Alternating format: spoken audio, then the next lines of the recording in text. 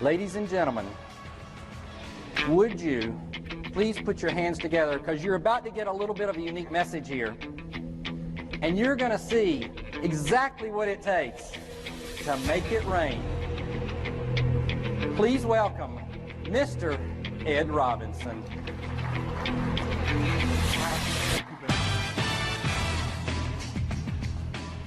Can you hear the thunder?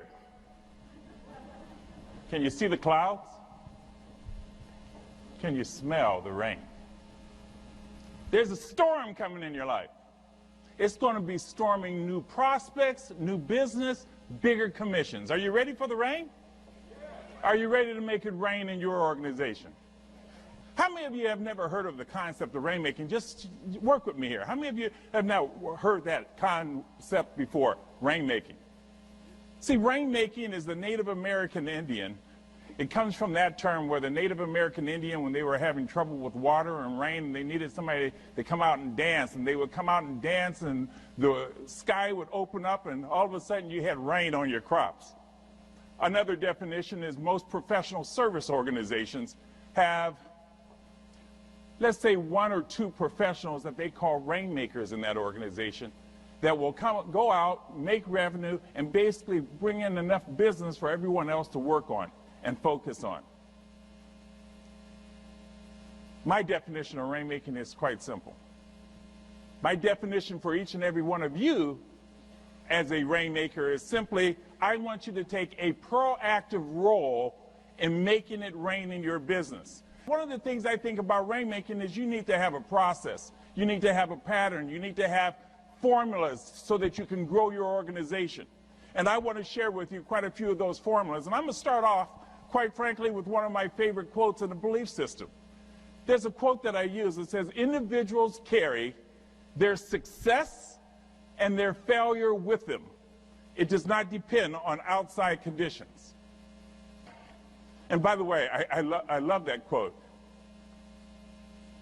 When you have 25 minutes, one of the things I love doing is having my audience say, okay, do we embrace that quote? And I ask them, to what percentage do they actually embrace that quote? In essence, what it's saying is, to what degree do you take total responsibility for the things that happen in your life?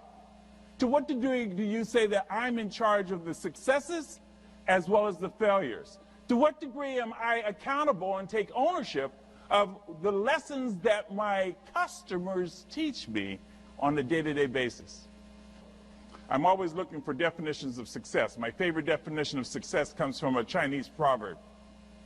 It says, true measure of success is how your grandchildren turn out. And it has a subtitle that says, because grandchildren and grandparents have a common enemy. Some of y'all are relating really quick on that. There's some reasons why we have to do what we do. I have in front of you a chart that is the rainmaking model. So I'm going to go ahead and hit some of the highlights here of this rainmaking thing, starting off with the very first one up there, which is setting goals. So when I look at these 5 things that you need to do to be a successful rainmaker, the first one is setting your goals.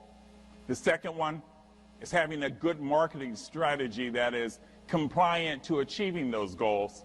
Then how do you make it rain? What is that process you do in front of people? I'm going to tell you something.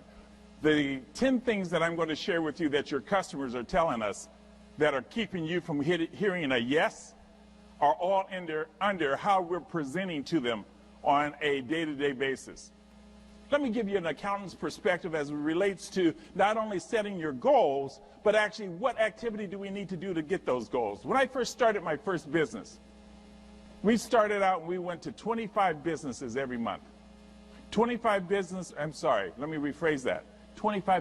a day. And we would visit 25 businesses. That's 125 a week. That's 500 a month.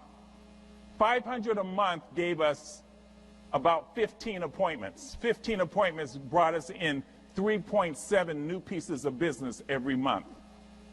So when you write down your number, do you know how much activity is necessary for you to undergo, for you to accomplish those numbers? For instance, you should know to make 100,000, we need to make 8,300 every month. So in my mind, I'm saying, okay, if I have to make 8,300 this month, I need to know, how do I break that down to a weekly activity? To make 2,100, how many sales do I have to have? How do I back into that number? And those of you who are at $1 million, we know that's 83,000 a month. How are we going to, how many houses do we have to deal with? How many houses do we have to close to have 21,000 every week? And back into that activity. And that was many years ago, some 20 years ago, when we first started backing into our numbers and actually starting to accomplish those goals. And when we start backing into that, we started finding out some unique things.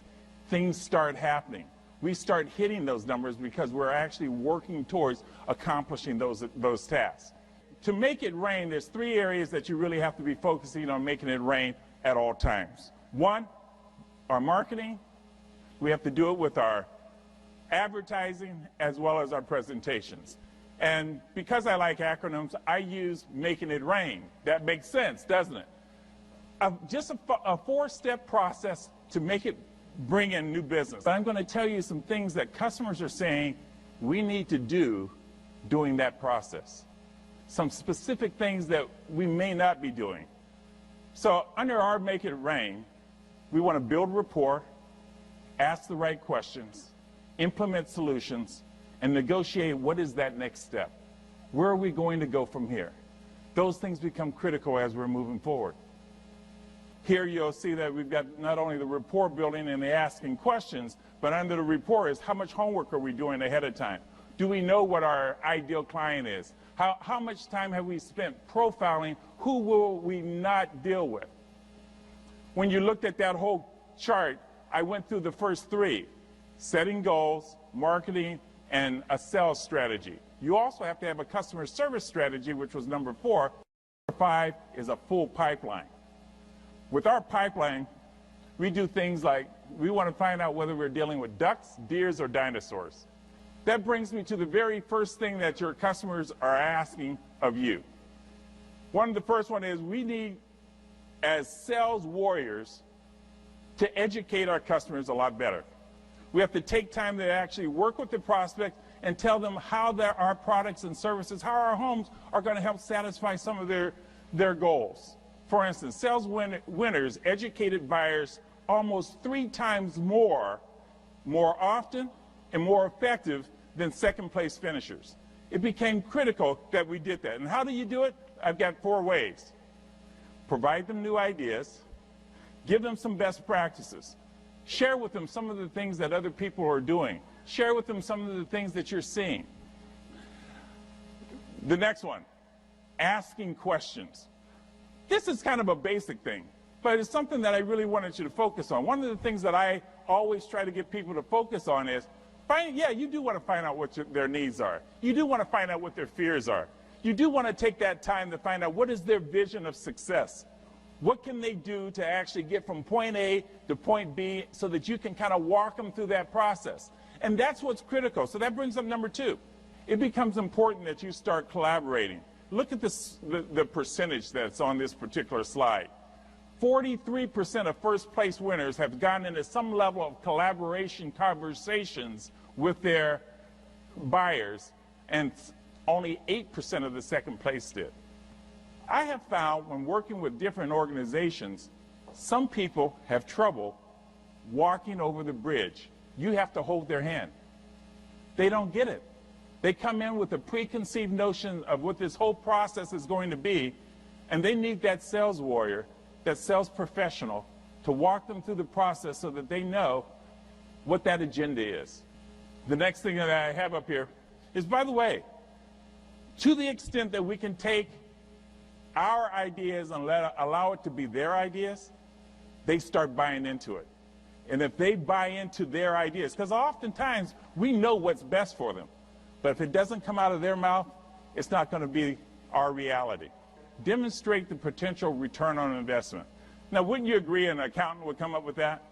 But it's also what is the return on time? What impact is that going to have?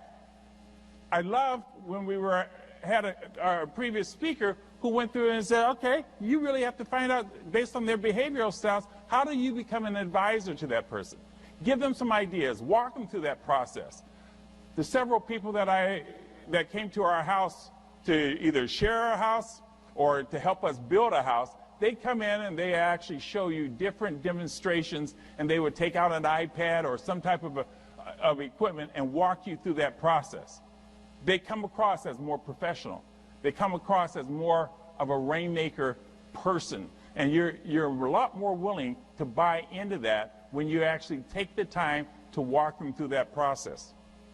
One of the things I have found in working with people is that the whole concept of selling continues to change, and it allows us to learn from our customers, and by learning from our customers, it helps us sell to them a lot easier. Critical selling skills, when we're actually doing a presentation, quit going by route. If in fact you're starting to share a story and kind of walk them through a story and a process of similar situations, it seems to help people sell significantly better. Listen to your prospects. We hear that all the time. Unfortunately, most people aren't doing it because our clients are saying, hey, we need people to listen to us more often. I had said earlier that there's this needs, the strong need for PFV, your personal needs, fears, and values. It becomes critical that we're taking the time to find out what keeps people up late at night. What is their biggest concern when it comes to moving from where they are and buying your home? Living in Texas, I've developed this affinity, if you will, for country western music. I have learned that there's messages in country western music, especially in the song titles. There's a country western song title that goes like this: they're putting in a nickel, but they want a dollar song. How many of you know people put in a little bit of work and want all the rewards? Put in a half day's work, want a full day's pay. I am suggesting as sales warriors, we have to be totally committed to make it work. There's another country western song title I'm having difficulty with. I'm really struggling. I know there's a hidden message in this.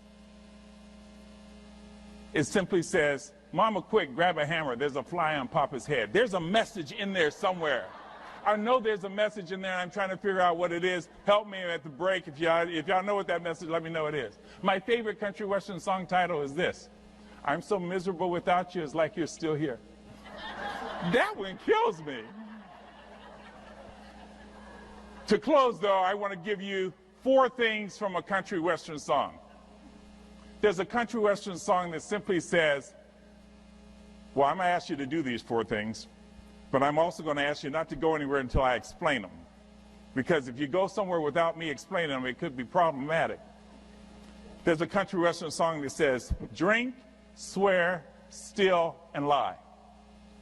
I am going to suggest that if you do this over the next years, I mean, think about it. You have listened to 5 speakers today helping you put together your path for sales warrior success in 2015. And I'm telling you, to be successful to do that, drink, swear, steal, and lie. Drink from the fountain of friendship. NAHB is your friend in helping you develop different contents, different strategies so that you can grow your business. Swear that you'll focus on the people we serve, those customers that make a difference. Steal a moment every day to help somebody. And then lie. I mean, look at it. We're hanging out here in Las Vegas, having fun, learning, and growing. Lie awake an extra moment and give thanks that we have the opportunity to grow, learn, so that we can become better and help more people. Ladies and gentlemen, I'm Ed Robinson, the Rainmaker. Thank you. Thank you.